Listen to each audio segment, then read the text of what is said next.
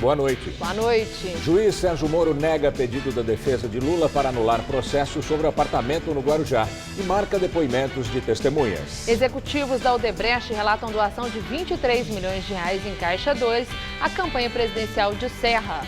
Antônio Palocci é denunciado por corrupção envolvendo quase 130 milhões de reais de propinas da Odebrecht para o PT. Ministro Teori Zavascki autoriza inquérito na Lava Jato sobre o deputado federal Zeca Dirceu, do PT. Ele é filho de José Dirceu. Depois da crise, Renan e Carmen Lúcia se encontram em reunião com Temer sobre segurança pública. O senador diz que ministra é um exemplo de caráter. A auditoria na Dersa descobre fraude de mais de 6 milhões de reais em indenizações por obra rodoviária entre São Paulo e o ABC.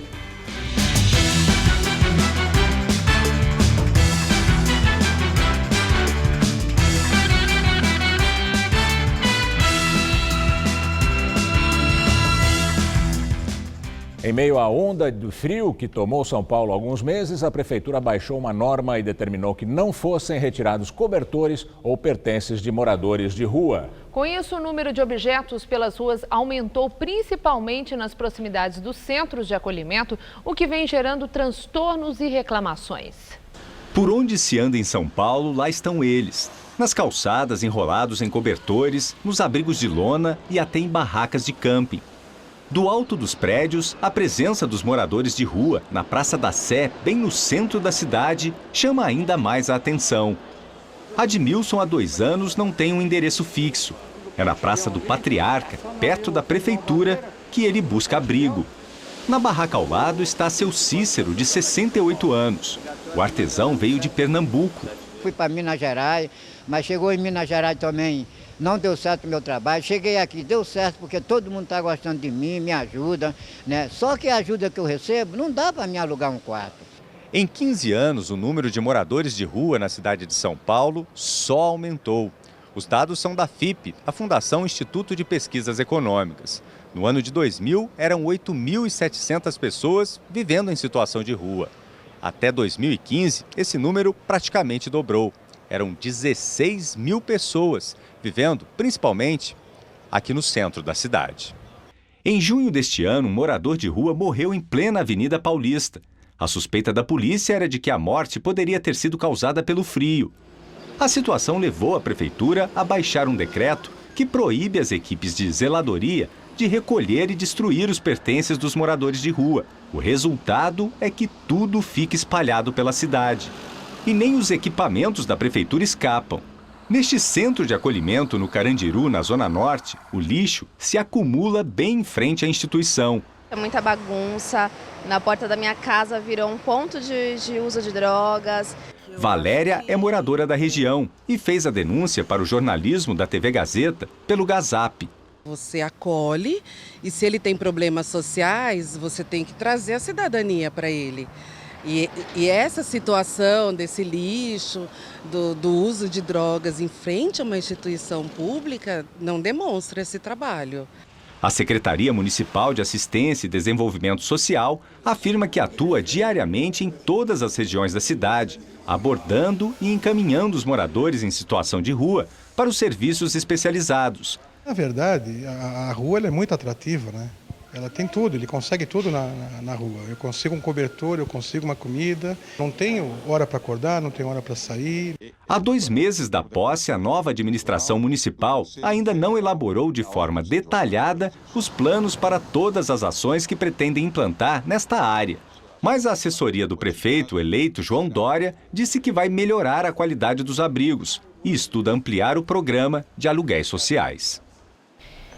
Em nota, as subprefeituras da Sé, Moca e Vila Maria, Vila Guilherme afirmam que fazem o serviço de varrição e coleta do lixo pelo menos uma vez ao dia ou sempre que constatada a necessidade no entorno dos locais mostrados na reportagem.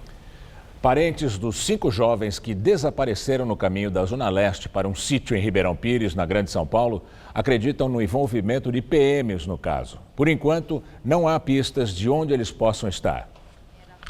Uma semana sem resposta. O passar dos dias vai minguando a esperança da mãe. A gente não aguenta mais. A gente não tem resposta. Não tem pista nenhuma. A gente está em estaca zero. Coloca cão fajeira, aqueles cão que cheira, pega a roupa, vai atrás, nesses meios desses matos. As fotos dos 4 jovens, que têm entre 16 e 19 anos, foram incluídas na página da internet de pessoas desaparecidas da Polícia Civil. Jonathan Moreira Ferreira, Kaique Machado Silva, César Gomes Silva e Robson Fernando Donato de Paula, que é cadeirante. Além deles, um adulto também está sumido. Jones Ferreira Januário, de 30 anos, dirigia o carro em que todos estavam. Na sexta-feira passada, eles saíram do bairro pobre onde moram, o Jardim Rodolfo Pirani, na Zona Leste, já no limite com Mauá, para ir a uma festa num sítio em Ribeirão Pires, mas não teriam nem saído das redondezas. O carro foi encontrado no domingo, na margem do Rodoanel, perto dali. Adriana tem a mesma suspeita das outras mães. A gente suspeita de polícia, né? Porque todos tinham passagem pela polícia. Pode ter sido vingança, é isso? Não, vingança não. Porque quem tem passagem pela polícia é mal visto. A suspeita das famílias é reforçada por uma mensagem de áudio que teria sido enviada por meio do WhatsApp por um dos jovens a uma adolescente amiga dele, na qual ele sugere que o carro teria sido parado numa blitz. A adolescente afirma que recebeu a mensagem na noite em que os jovens desapareceram. A voz é de Jonathan. Ei, tio, acabei de tomar um enquadro ali, os polícia tá me esculachando, não vai ter como encostar aí nas 2 pistas não, mano. Cê é louco, o bagulho tá louco. Enquadro significa uma abordagem policial. A Secretaria Municipal de Direitos Humanos, que primeiro foi procurada pelas famílias na terça-feira, acionou a ouvidoria das polícias e o Conselho Estadual de Defesa dos Direitos Humanos. A conselheira não descarta a hipótese levantada pelas mães. Tudo aponta a um caminho, né? Que pode sim ter grupo de extermínio da polícia, né? Pode ter envolvimento da polícia, sim. Sheila defende mais celeridade na investigação e na resposta às famílias. Se estão dizendo que tem envolvimento da polícia, não cabe aos familiares dizer quem são ou se são, mas cabe ao próprio Estado investigar e ver se tem. E tem meios para isso. A Polícia Civil informou que foi instaurado o procedimento de investigação de desaparecimento. O caso está no DHPP. O carro usado pelos jovens foi periciado e as famílias foram ouvidas. Como uma abordagem da PM foi citada por um parente das vítimas, como nós vimos, a Corregedoria da PM também acompanha a investigação. A Polícia Federal cumpriu 4 mandados de prisão e 4 de busca e apreensão em um desdobramento da Operação Ápia, que começou no dia 13. Segundo a investigação, políticos, servidores públicos e empresários formaram uma organização criminosa para fraudar licitações de terraplenagem e pavimentação de asfalto no Tocantins. O grupo teria desviado cerca de 200 milhões de reais. Entre os investigados estão os ex-governadores Sandoval Cardoso, do Solidariedade, e Siqueira Campos, que agora está sem partido. Eles negam participação no esquema. O Ministério Público denuncia o ex-ministro Antônio Palocci por corrupção e lavagem de dinheiro. Antônio Palocci está preso na carceragem da Polícia Federal em Curitiba desde o dia 26 de setembro. Para o Ministério Público Federal, o ex-ministro dos governos Lula e Dilma teria sido beneficiado com propinas pagas pela Odebrecht. De acordo com as investigações, a empreiteira teria pago 128 milhões de reais em troca de vantagens junto ao governo federal, que iriam desde a interferência em licitações da Petrobras até medidas que trariam benefícios fiscais à construtora. Parte do dinheiro teria sido repassado ao PT. Além de Palocci, foram denunciadas 14 pessoas, entre elas seu ex-braço direito, Branislav Contic, o empreiteiro Marcelo Odebrecht, o casal de publicitários João Santana e Mônica Moura, o ex-tesoureiro do PT, João Vacari, e o ex-diretor da Petrobras, Renato Duque, que era da cota do PT. O ministro do Supremo Tribunal Federal, Teori Zavascki, autorizou a abertura de inquérito para apurar o envolvimento do deputado federal Zeca Dirceu, do PT, com fatos relacionados à Operação Lava Jato. Zeca é filho do ex-ministro José Dirceu. A investigação está em segredo de justiça, mas há suspeita de lavagem de dinheiro. No ano passado, em delação premiada, o dono da UTC Engenharia, Ricardo Pessoa, declarou ter doado R$100 mil ao deputado nas eleições de 2010, a pedido de José Dirceu. Com o novo inquérito, 28 deputados federais e 13 senadores são alvos de investigações no âmbito da Lava Jato. Zeca Dirceu nega qualquer irregularidade. O juiz Sérgio Moro marcou as primeiras audiências no processo contra o ex-presidente Lula dentro da Operação Lava Jato. As audiências serão entre os dias 21 e 25 de novembro.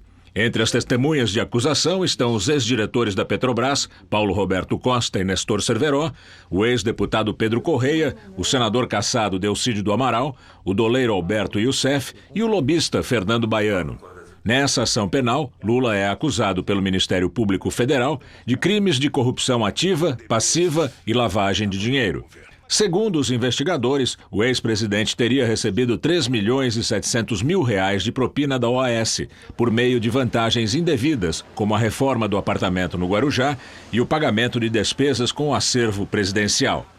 Também são réus nesse processo o presidente do Instituto Lula, Paulo Okamoto, a mulher de Lula, Marisa Letícia, o ex-presidente da OAS, Léo Pinheiro, além de outros executivos da empreiteira.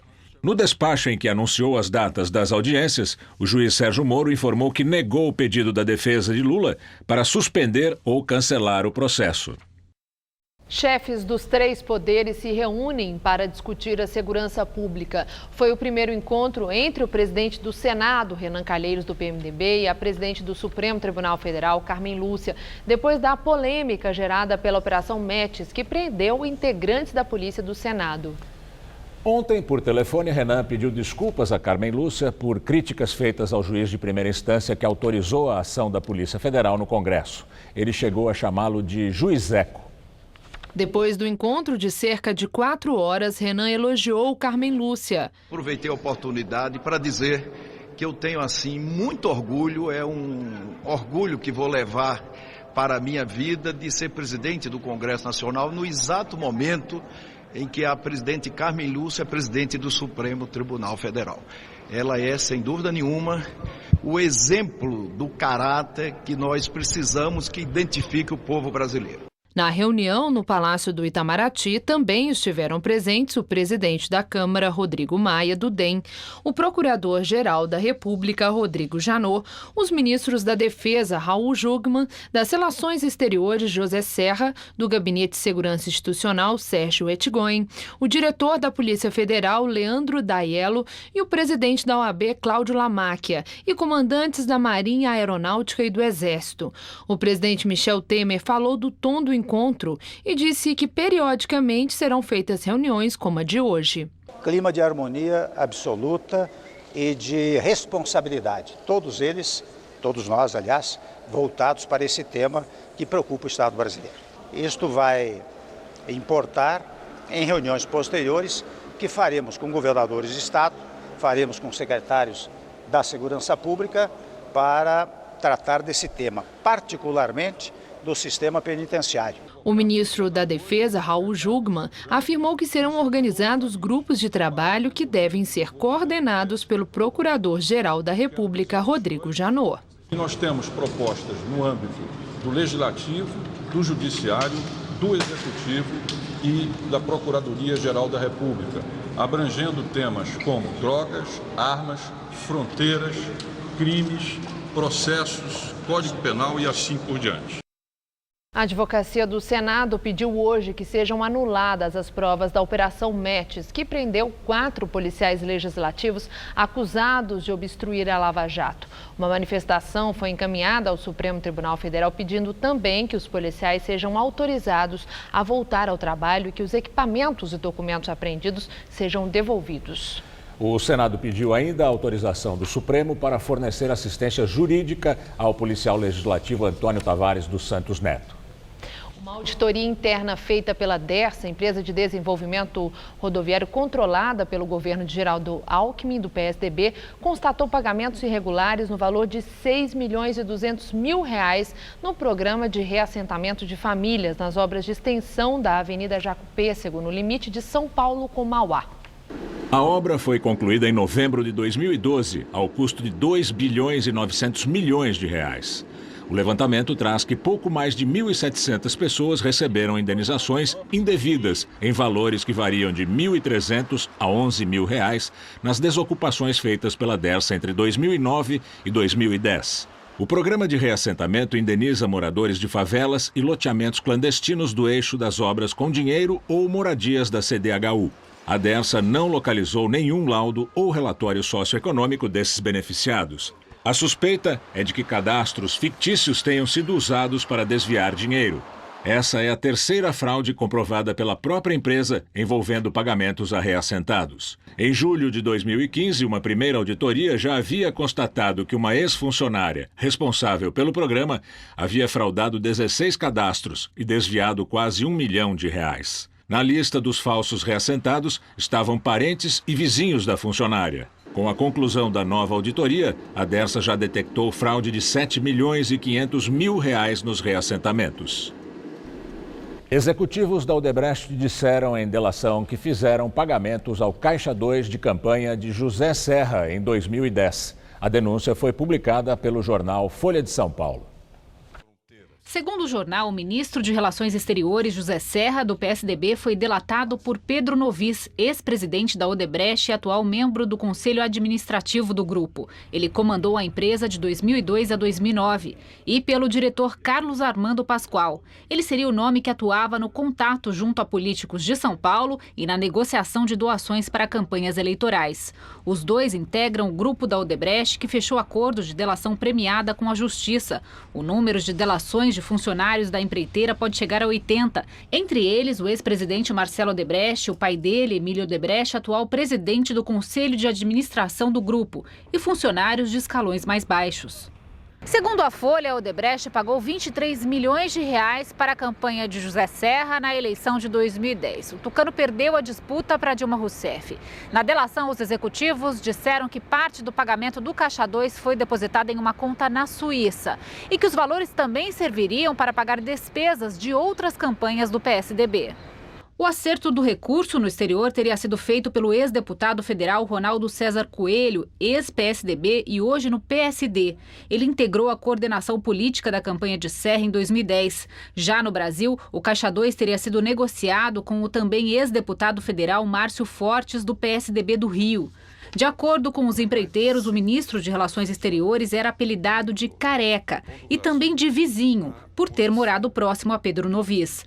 Os delatores prometeram entregar extratos que comprovariam os depósitos no exterior para a campanha de Serra. Dados do Tribunal Superior Eleitoral apontam que a Odebrecht doou oficialmente em 2010 R$ 2.400.000 para o Comitê Financeiro Nacional da campanha do PSDB à presidência da República. O acordo de delação premiada ainda precisa ser homologado pela Justiça. José Serra disse, por meio da sua assessoria, que não cometeu irregularidades e que não vai se pronunciar sobre supostos vazamentos de supostas delações relativas a doações feitas ao partido em suas campanhas. A defesa de Ronaldo César Coelho afirmou que é preciso aguardar o acesso às declarações feitas nas delações para que sejam prestados os esclarecimentos pertinentes. Márcio Fortes ainda não se pronunciou. Direto de Brasília, Josias de Souza fala sobre a situação de José Serra e de outros políticos citados em delações da Lava Jato. A Lava Jato já derreteu a presidência de Dilma e o PT. Levou para a cadeia gente graúda, oligarcas políticos e empresariais. Aos pouquinhos, passo a passo, a operação vai aproximando a faxina de toda a galeria de presidenciáveis da República. Há moribundos em excesso no noticiário e a lista não para de crescer. Denunciado como beneficiário de repasses ilegais de 23 bilhões de reais em 2010, o tucano José Serra junta-se no Vale dos Delatados ao correligionário Aécio Neves e a Lula. A última eleição presidencial ocorreu em 2014, ano em que a Lava Jato começou. Dilma foi reeleita, Aécio virou o principal líder da oposição e Lula representava o sonho de continuidade do PT. Hoje, o PSDB de Aécio é força auxiliar do governo do PMDB de Michel Temer, apinhado de alvos da Lava Jato. E o PT de Lula é uma espécie de abracadabra para a caverna de Ali Babá. Impossível saber quem chegará vivo a 2018. Aécio é protagonista de 2 inquéritos no Supremo Tribunal Federal. Lula, réu 3 vezes, é uma prisão esperando para acontecer. Serra, que fazia pose de alternativa, é outra biografia sub júdice. Geraldo Alckmin é um ponto de interrogação, aguarda na fila pela divulgação do anexo da delação da Odebrecht, que trata dos governadores. A única certeza no momento é que 2018 não é mais o que já foi. Por sorte, ainda não há no Brasil um Donald Trump. Mas quem pode garantir que não aparecerá um aventureiro? Boa noite.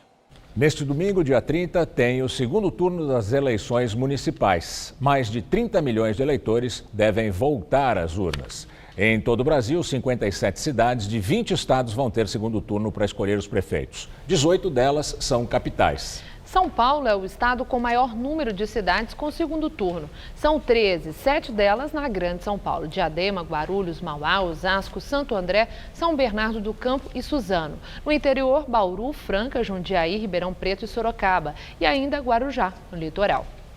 Faltando 11 dias para as eleições presidenciais americanas, o FBI informou que vai reabrir as investigações sobre os e-mails da candidata democrata Hillary Clinton. O FBI disse que apareceram mais e-mails relacionados ao uso de um servidor pessoal e a agência vai determinar se as mensagens contêm alguma informação sigilosa. O FBI passou cerca de um ano investigando dezenas de milhares de e-mails oficiais de Hillary quando ela era secretária de Estado. Em julho, a agência classificou o uso do servidor pessoal como extremamente descuidado, mas informou que não recomendava apresentar acusações contra Hillary Clinton. Na Venezuela, fracassou a greve convocada pela oposição ao presidente Nicolás Maduro. O movimento é menor que o normal, mas o transporte, as escolas, os bancos e o comércio funcionaram. A greve geral de 12 horas foi convocada pela oposição depois da suspensão do processo de referendo revogatório do mandato de Nicolás Maduro. Com o apoio do Exército, o presidente ameaçou ocupar as empresas que aderissem à greve e anunciou aumento de 40% do salário mínimo. Esse foi o quarto aumento este ano. O FMI estima que a inflação de 2016 deve chegar a 475%. Os acampamentos informais de imigrantes se multiplicam pelos bairros do norte de Paris. Muita gente vivia antes no campo de Calais, que foi desmontado. As barracas se espalham por vários quarteirões desta avenida. A população nas ruas aumentou em 30% desde o começo da semana, quando começou o desmonte do acampamento de Calais, que ficou conhecido como a Selva, por causa das condições precárias. O governo francês não reconheceu um fluxo de imigrantes saídos de Calais, mas fontes policiais dizem que muita gente viajou para Paris de ônibus, trem ou carro. A polícia fez hoje um controle operacional para verificar a situação administrativa desses imigrantes. O Escritório de Direitos Humanos da ONU disse que o Estado Islâmico executou 232 pessoas perto da cidade de Mossul, no Iraque. A ONU também relatou que desde o dia 17, quando começou a ofensiva do exército iraquiano para recuperar a cidade, o Estado Islâmico capturou milhares de homens, mulheres e crianças para usar como escudos humanos. E agora vamos ao comentário de política internacional com João Batista Natali. Na Síria e no Iraque estão acontecendo ao mesmo tempo duas tragédias. As informações chegam hoje de Alepo e de Mossul. São duas cidades destroçadas, cada uma com seu drama. Vejamos Alepo, na Síria. Os bairros a leste da cidade estão desde 2002 sob o controle dos rebeldes. Eles querem derrubar a ditadura de Bashar al-Assad. É a ideia que desencadeou a guerra civil há 5 anos. Mas al-Assad é aliado da Rússia e os russos respeitaram uma trégua de 10 dias e anunciaram hoje que voltarão a cobrir de bombas os inimigos do ditador. Acontece que os rebeldes lançaram uma contraofensiva. Observadores britânicos disseram que eles dispararam centenas de mísseis e mataram civis. Quem sofre são os quase 300 mil moradores ainda confinados no setor leste de Alepo. Mas vamos para a cidade iraquiana de Mossul. Ela foi tomada há 2 anos pelos terroristas do Estado Islâmico. Há 2 semanas foi lançada uma ofensiva para desalojá-los. A ONU disse hoje que o Estado Islâmico sequestrou na região 7.000 famílias para transformá-las em escudo humano. Os terroristas do Estado Islâmico são na cidade 6.000, mas as forças que os combatem têm 5 vezes mais soldados. Os terroristas estão em inferioridade militar. A única coisa que eles podem fazer é ganhar tempo, usarem os seres humanos como escudo para proteger a retirada das riquezas que saquearam. Ou então usam armas químicas para retardar a aproximação dos inimigos. A existência dessas armas foi hoje mais uma vez denunciada pela ONU. E há uma última questão sobre Mossul e Alepo. Em nenhuma dessas 2 cidades existe o combate de um grupo contra um outro grupo. Só no caso de Mossul enfrenta o Estado Islâmico, o exército regular iraquiano, os curdos, as militas xiitas que vieram do Líbano e xiitas do próprio Iraque. Tem muito sangue sendo despejado nesse matadouro do Oriente Médio. E sangue sunita não é diferente de sangue xiita. É tudo sangue humano. É assim que o mundo gira. Boa noite. Ela não gosta de futebol e nem tem um time do coração, mas as tatuagens de Akemi Higashi caíram no gosto dos jogadores e se transformaram na bola da vez. Já passaram pelas agulhas da artista atletas como Ronaldo, Alexandre Pato e Valdívia. Apaixonada por jiu-jitsu e pintura oriental, Akemi Higashi é uma personagem que é a cara de São Paulo.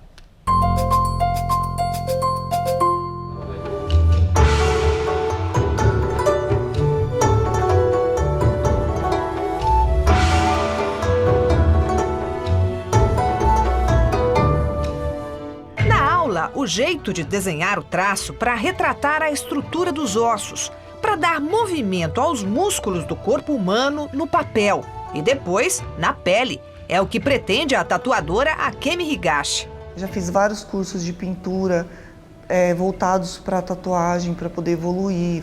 Já fiz aquarela, pintura japonesa, já fiz sommelier. Da aula de desenho para academia, os músculos agora exercitados na luta.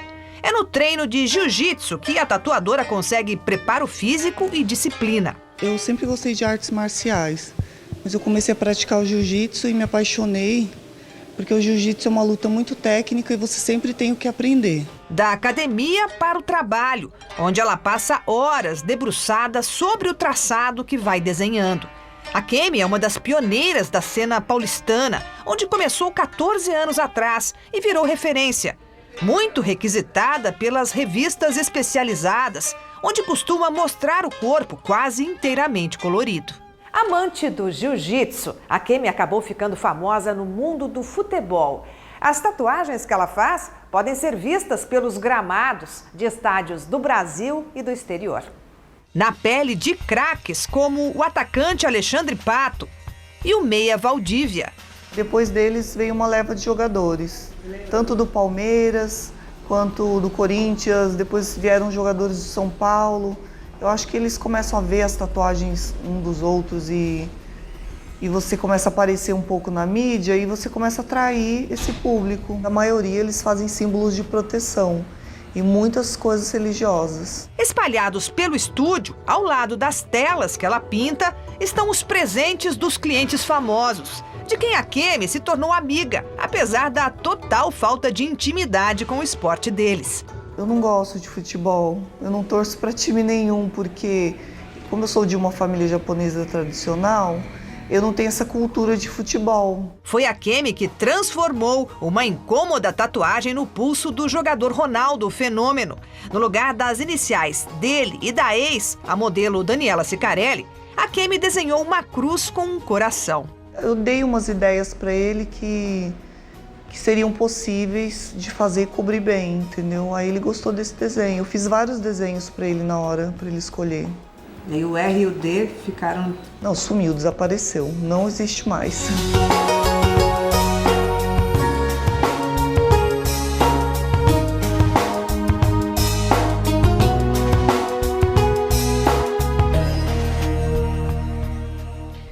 Os partidos políticos têm apenas 7% da confiança da população, enquanto o poder judiciário tem 29%. Esses dados fazem parte do relatório Índice de Confiança na Justiça, feito pela Escola de Direito de São Paulo, da Fundação Getúlio Vargas. Na pesquisa, as instituições em que a população mais confia são as Forças Armadas, com 59%, a Igreja Católica, com 57%, a imprensa escrita, 37%, o Ministério Público, 36%, as grandes empresas, com 34%, e emissoras de TV, com 33%. O Poder Judiciário vem na sequência, com 29% da confiança dos entrevistados. Na lanterna da pesquisa estão a Presidência da República, com 11%, o Congresso, com 10% e os partidos políticos, com apenas 7%. Os dados indicam ainda que 76% dos entrevistados afirmam ser fácil desobedecer à lei no Brasil e 81% acreditam que sempre que possível as pessoas escolhem dar um jeitinho em vez de seguir as leis. A Fundação Getúlio Vargas entrevistou 1.650 pessoas nas capitais e regiões metropolitanas do Distrito Federal, Amazonas, Bahia, Minas Gerais, Pernambuco, Rio de Janeiro, Rio Grande do Sul e São Paulo, durante o primeiro semestre de 2016. A conta de luz vai ficar mais cara de novo a partir de novembro. A Agência Nacional de Energia Elétrica informou que no próximo mês os consumidores voltam a pagar a bandeira amarela, taxa que havia sido suspensa em abril. Esse aumento se dá por causa da queda no armazenamento de água nos reservatórios das hidrelétricas e maior uso das usinas térmicas para produzir energia. A cobrança passa a ser de R$ 1,50 para cada 100 kWh. E agora vamos ao comentário de economia com o Vinícius Torres Freire. Como a gente acabou de ver, em novembro vamos pagar mais caro pela energia elétrica. De novo, sim, não é lá grande coisa, R$ 1,50 a mais para cada 100 kWh que a gente consumir. Para quem consome 200 kWh são, portanto, R$ 3. Não é muito, mas é para cima. O preço da gasolina, por exemplo, diminuiu nas refinarias, mas não chegou nos postos, porque o álcool misturado na gasolina subiu de preço. Enfim, em vez de poupar aqueles R$3 a cada vez que se enche o tanque, a gente acabou pagando até um pouco mais caro. Vai ser assim com a energia elétrica.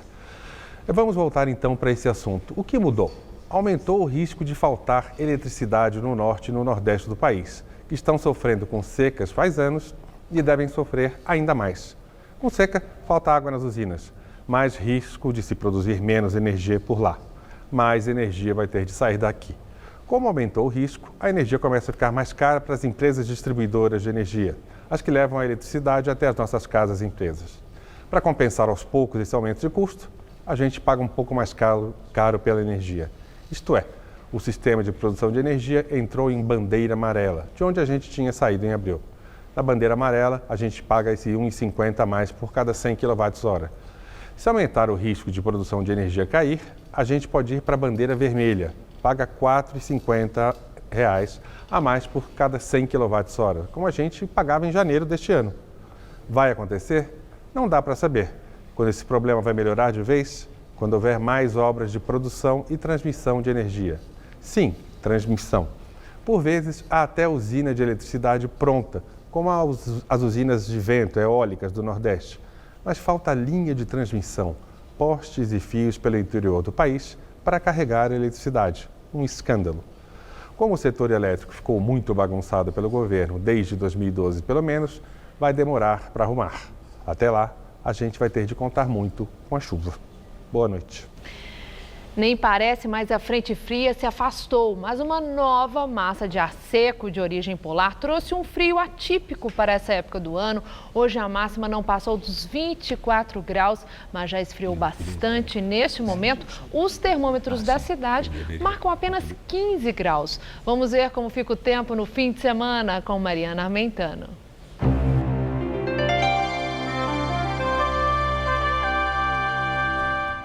Uma onda de frio invadiu o centro-sul do país e chegou até o estado do Acre.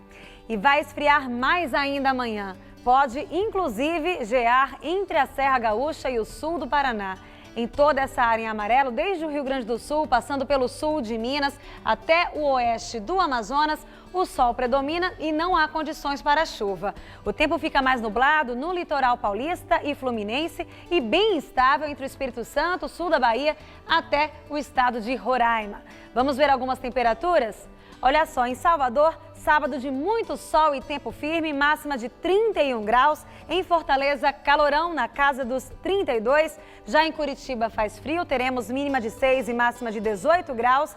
E em Vitória, no Espírito Santo, tempo fechado com máxima só de 24 graus. Aqui em São Paulo, o tempo muda por causa do vento marítimo. Com isso, a previsão é de bastante nebulosidade, com possibilidade de chuviscos em toda a faixa leste, incluindo o litoral e a Grande São Paulo. Nas outras áreas, o sol predomina e não chove. O dia até começa friozinho, mas à tarde as temperaturas chegam aos 28 graus em Presidente Prudente e aos 29 em Votuporanga. Em Santos, não vai fazer mais que 21 graus amanhã. Vamos ver como fica o tempo aqui na capital? Olha só, nessa próxima madrugada teremos mínima de 10 graus e máxima à tarde de 21. No domingo esquenta um pouquinho, mas a temperatura continua baixa, faz só 22 graus. Mas a semana começa mais quentinha, com muito sol e máxima de até 28 graus. A ressaca, que deveria chegar só no fim de semana a Santos, o litoral paulista, se antecipou e já está provocando ondas de 1,20 m. Vários pontos da cidade foram tomados pela água. A principal avenida que corta a orla da Praia de Santos ficou inundada. Os agentes da Defesa Civil e guardas municipais já foram acionados para começar a interdição de algumas vias e atender às eventuais ocorrências. De acordo com a previsão, a maré vai subir ainda mais e as ondas podem atingir amanhã de 2 a 3,5 metros. 2 dias depois dos terremotos no centro da Itália, a terra ainda não parou de tremer. Mais de 100 réplicas foram registradas só na madrugada na manhã de hoje, aliás. Na província de Macerata, 4.000 pessoas ficaram desabrigadas. A cidade de Amatrice, devastada pelo terremoto de agosto, foi atingida de novo. Uma das poucas construções que tinham ficado em pé desmoronou agora. A torre cívica resiste no meio dos escombros. Os 2 terremotos de quarta-feira não provocaram mortes nem deixaram feridos graves, mas destruíram pequenas comunas. O presidente do Instituto de Geofísica e Vulcanologia da Itália disse que não estão descartados novos abalos fortes. Ex-governador do Distrito Federal, Agnello Queiroz, do PT, se torna inelegível por 8 anos. Ele foi condenado por utilizar recursos do governo na campanha à reeleição em 2014. O vice da chapa, Tadeu Filipelli, do PMDB, e o ex-secretário de Comunicação e coordenador da campanha, André Duda, receberam a mesma sentença. Os 3 também vão ter que pagar multa de R$30 mil cada um. Ainda cabe recurso da decisão. Na eleição de 2014, a chapa Agnello Filipelli não chegou ao segundo turno. Agnello Queiroz foi ministro do Esporte no governo Lula entre 2003 e 2006. Em maio, ele se tornou réu por improbidade administrativa. Agnello é acusado de se beneficiar de uma portaria da Secretaria da Saúde nos últimos dias de sua gestão, em dezembro de 2014. Em fevereiro, ele foi condenado em outro processo relativo a contratos para a realização da Fórmula Indy em Brasília, quando era governador. Os eventos nunca aconteceram, mas foram feitos acordos de reforma do autódromo e transmissão de TV. Vamos agora à entrevista do dia, hoje com Rodolfo Gamberini. Nosso entrevistado hoje aqui no Jornal da Gazeta é Almir Pazianotto, ex-ministro do Trabalho, ex-deputado de várias legislaturas, foi também presidente do Tribunal Superior do Trabalho. É um prazer estar aqui com o senhor. Bom, nós temos visto aí o governo acelerando e muito a aprovação dessa PEC 241 de contenção dos gastos públicos. Fala-se já, o governo já lançou alguns balões de ensaio sobre uma reforma da Previdência. O senhor acredita que essa reforma da Previdência, do jeito que ela está posta, do jeito que com as informações que nós temos do governo, ela será boa para o trabalhador? Eu ainda tenho dúvidas. É óbvio que alguma coisa deve ser feita, porque a Previdência acumula déficits ano após ano. Eu não vejo a Previdência como algo que deva dar lucro ao governo. Também não entendo que ela deva ter o orçamento permanentemente equilibrado. Mas o volume do déficit pode tornar o sistema tão deficitário que ele pode acabar. E as pessoas não terão chance de se aposentar ou ter uma pensão, benefícios serão suspensos. Algo deve ser feito. Essa ampliação do prazo, do limite de idade, talvez seja uma solução, mas deve vir acompanhada de outra medida. O trabalhador idoso, vamos considerar idoso alguém que tem mais de 60 anos, ele precisa ter garantida a possibilidade de trabalho ou de emprego.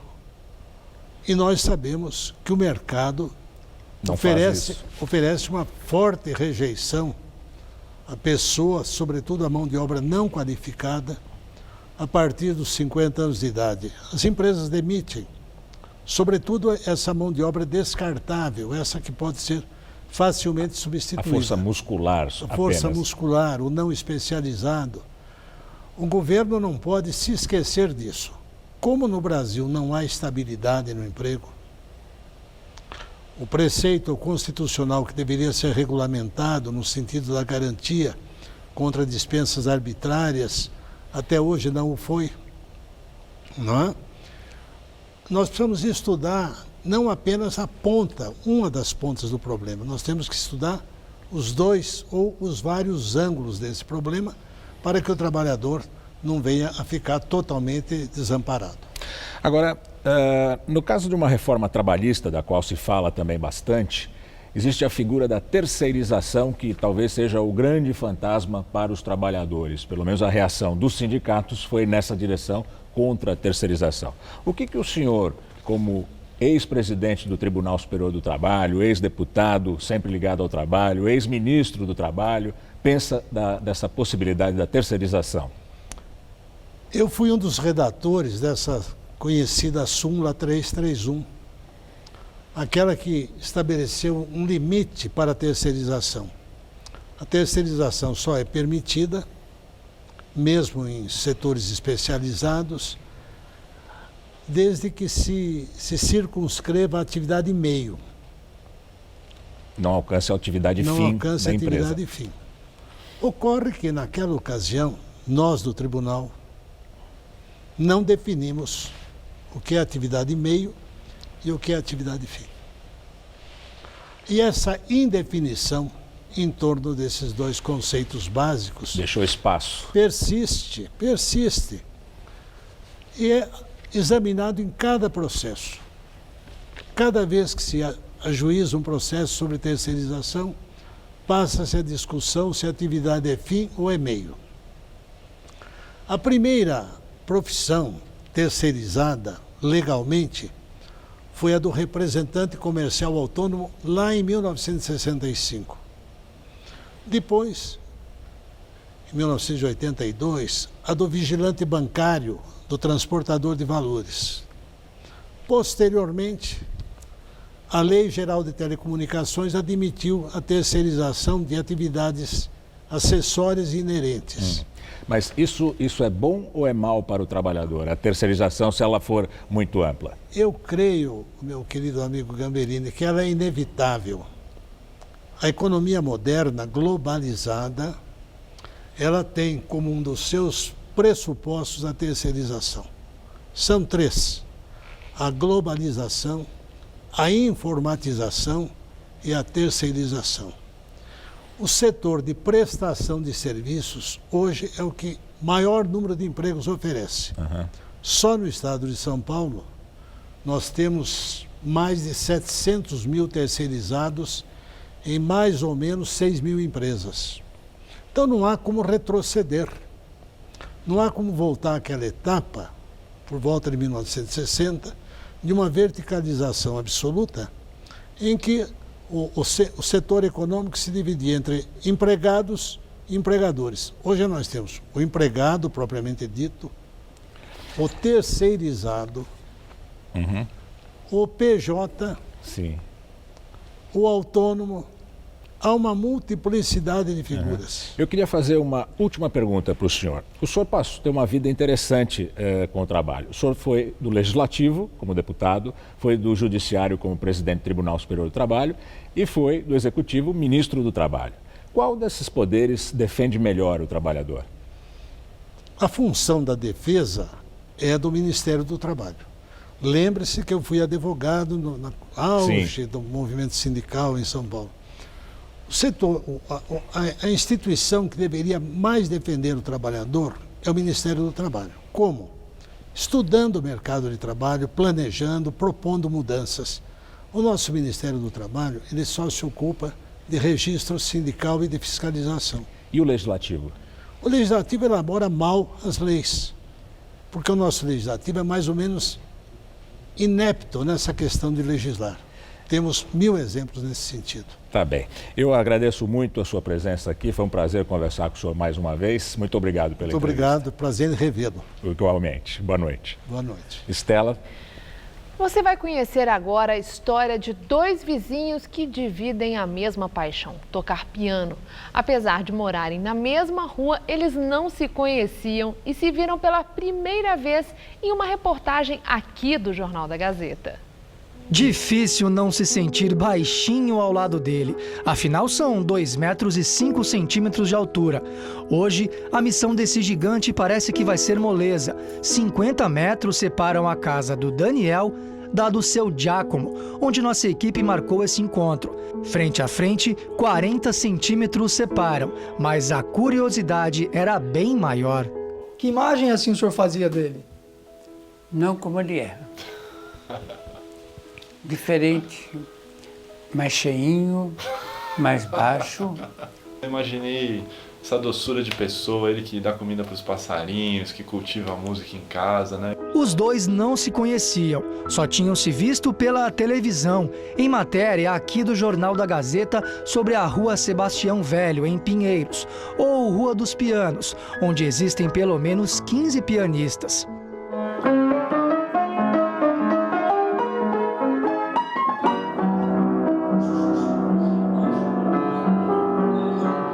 Seu Giacomo está com a mobilidade reduzida e vive com sua cuidadora, a Maria. Ao amigo do prédio do lado, revelou outra paixão, os pássaros. São 4 periquitos. O papo também foi útil para seu Giacomo mostrar outra habilidade, a de cantar. Durante a mocidade, ele se apresentava como tenor.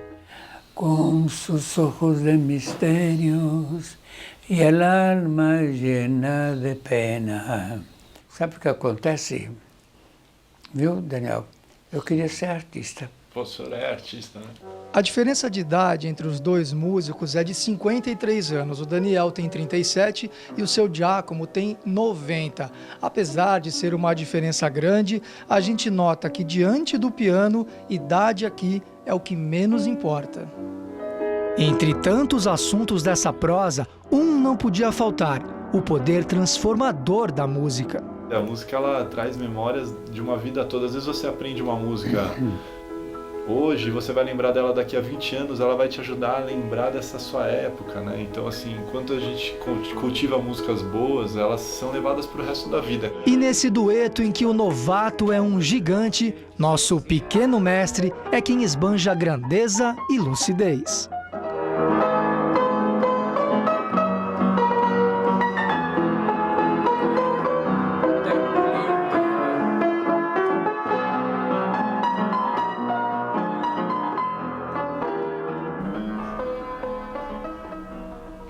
E agora vamos ao comentário de cultura com César Job. Estamos em plena temporada cultural. A agenda da cidade está abarrotada. Escolher é um dilema. Nas artes visuais, destaque para a mostra da obra de Eliseu Visconti, que a Galeria Almeida e Daily abre amanhã. Uma mostra de Visconti, precursor da arte moderna, é uma raridade. Encontrar 40 pinturas suas, do fim do século XIX até meados da década de 30, é um privilégio para os interessados. Outra mostra importante é a que o Centro Cultural Banco do Brasil abre no feriado do dia 2, sobre a arte de Héctor Zamora. O artista mexicano que já morou no Brasil e hoje vive em Lisboa, traz desenhos, esculturas, instalações e vídeos e faz uma performance especialmente criada para o grande átrio do CCBB. Além disso, também no dia 2, abre a Feira Parte de Arte Contemporânea na Hebraica. São mais de 40 galerias, a maioria de São Paulo, de outras capitais brasileiras e muitas argentinas. A Parte traz uma arte acessível para novos colecionadores. No teatro, um destaque para 2 montagens que vão ocupar o palco do MASP em novembro, ambas dirigidas por Elias Andreato. Do dia 3 ao dia 13 estará em cartaz Camille e Rodin, sobre a história de amor entre os escultores Camille Claudel e Auguste Rodin, com Leopoldo Pacheco e Melissa Vettori. Do dia 17 ao 27 será apresentada a peça Isadora, sobre a bailarina Isadora Duncan, com Melissa Vettori e Daniel Dantas. A grande estreia teatral, no entanto, é hoje, no Teatro Vivo. Chega do Rio o musical Jim, com Heriberto Leão vivendo um fã de Jim Morrison, vocalista do The Doors, que morreu há 45 anos. Através dele, a peça mostra toda a música, a poesia e a rebeldia desse ícone do rock dos anos 60. E falando em rebelde, a grande Elza Soares está em cartaz até amanhã no Sesc Pinheiros, cantando as músicas de seu recente álbum A Mulher do Fim do Mundo, agora lançado em vinil.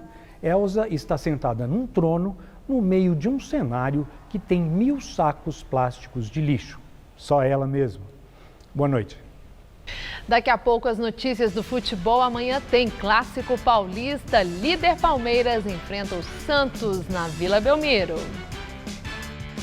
Receitas digitais Bradesco com Bela Gil. Oi! Se pra você já é natural fazer tudo pela internet, computador, celular, o Bradesco tem uma receita incrível para você. Atendimento à moda digital. Tudo online. Você pode falar com seu gerente em horário estendido, tirar dúvidas com consultores de investimentos, sem precisar sair de casa. Tudo à moda digital. Experimente! Bradesco. Digital ao seu gosto.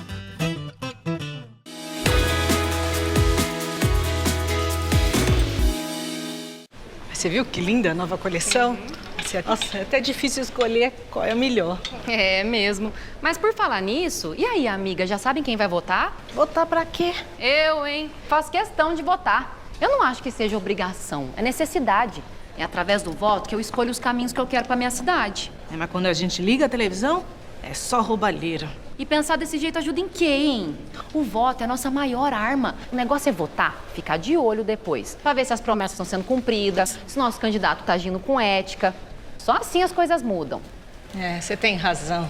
Que a mudança tem que começar em nós, né? É isso mesmo. Faça a sua voz ser ouvida. Vote! Eu assisto Mulheres de segunda a sexta, às 14h. Quem tem paixão por comunicação sabe muito bem qual faculdade escolher. Aquela que prioriza a formação ética e humanística, sem deixar de lado vivência e experiência. Porque não basta estar preparado para o mercado. É preciso estar pronto para a vida. Se você quer se formar e transformar o mundo, faça Casper Libero. Vestibular 2017. Inscrições abertas. Faculdade Casper Libero. Paixão por comunicação. Vem aí o 13º Troféu Mesa Redonda. Troféu Mesa Redonda. Oferecimento Lux Color. Tudo que é muito bom é tão bom quanto pintar com Lux Color. Baltec, super manta líquida impermeabilizante. A outra, maravilha de cerveja.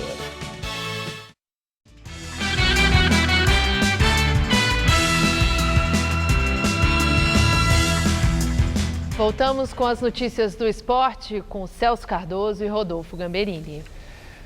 Por causa do segundo turno das eleições municipais no país, não vai ter jogo do Brasileirão no domingo. Mas a rodada já está rolando, né, Celso? Sim. Agora, por exemplo, jogam Fluminense e Vitória no estádio do Maracanã, no Rio de Janeiro. Por enquanto, 0-0. É o segundo jogo da 33ª rodada, iniciada ontem com a vitória do Sport sobre a Ponte Preta na Ilha do Retiro. Na Ilha do Retiro, Rogério aproveitou o vacilo da zaga da Ponte Preta e garantiu o triunfo do Sport pelo placar de 1-0. O resultado levou a equipe pernambucana aos 40 pontos no Campeonato Brasileiro, 5 a mais que o Vitória, primeiro time no Z4 da competição. E a rodada continua amanhã com outros 7 jogos com destaque para o clássico Santos e Palmeiras. Pois é, o seu querido Santos, se vencer, põe fogo no campeonato. Agora, se der Palmeiras, pode encomendar a faixa para os palmeirenses. Vai ser muito difícil, tanto para o Atlético Mineiro como para o Flamengo, que se enfrentam em BH, sonhando com a taça. Vamos ver os jogos que completam a rodada amanhã e na segunda-feira. O Corinthians recebe a Chapecoense às 4h30 da tarde em Itaquera, valendo a manutenção na zona da Libertadores. O clássico da rodada fica por conta de Atlético Mineiro e Flamengo em Belo Horizonte, num duelo que pode aproximar os dois times do Palmeiras na liderança do campeonato. O Atlético Paranaense pega o Cruzeiro na Arena da Baixada, enquanto o Botafogo duela contra o Curitiba no Rio. No Sul, o Internacional pega o Santa Cruz. O Clássico Paulista acontece às 7h30 da noite entre Santos e Palmeiras na Vila Belmiro. Ainda no sábado, o Figueirense recebe o Grêmio em casa. E o América Mineiro enfrenta o São Paulo na Arena Independência em Belo Horizonte na segunda-feira, fechando a rodada. Celso, você falou da vitória do Santos. Todos os especialistas que eu ouvi dizem que a vitória vai ser do Santos. É certo que todos eles são corintianos, né? Eu não diria que a vitória vai ser do Santos. Mas segundo os corintianos, vai. Mas que é bem provável, é. O Santos na Vila tem um aproveitamento fantástico. O Palmeiras não tem jogado bem, essa é a realidade. Apesar disso, tem conseguido bons resultados. Contra o Sport mesmo, né? O Palmeiras jogou em casa, mas o Sport foi melhor. Agora, imagine um quadro. Se o Palmeiras vencer, e de repente vamos imaginar um empate entre Flamengo e Atlético, que é bem plausível, essa diferença que hoje é de 6 vai para 8, faltando 5 rodadas. Quer dizer, é muito. É difícil imaginar o Palmeiras perdendo esse título. Agora, por outro lado, se o Santos vencer e o Atlético, por exemplo, venceu o Flamengo, essa diferença cai para 5, só que tem um confronto direto ainda entre Atlético e Palmeiras. Essa diferença pode cair para 2 pontos, faltando 4 rodadas. E você acha que é um jogo o quê? É um jogo aberto, um jogo de ataque ou um jogo retrancado? Eu acho que é um Santos buscando o gol, mas o Palmeiras, sabe, fechadinho, explorando a velocidade do seu ataque, no contra-ataque. Não imagino o Palmeiras partindo para cima do Santos, não. O Cuca é bem inteligente, bem experiente para saber que... Ele falou na Gazeta Esportiva que era um jogo de cabeça, né? Isso, e o empate não é ruim para o Palmeiras, não. Tá bom. Tá bom? Obrigado, Celso. Boa noite, segunda, né? Bom fim de semana. Para você também. O Jornal da Gazeta termina aqui. A edição de hoje pode ser vista no site do Jornal da Gazeta. Mais notícias em nossa edição das 10. Boa noite para você. Ótimo fim de semana. Bom fim de semana e até segunda.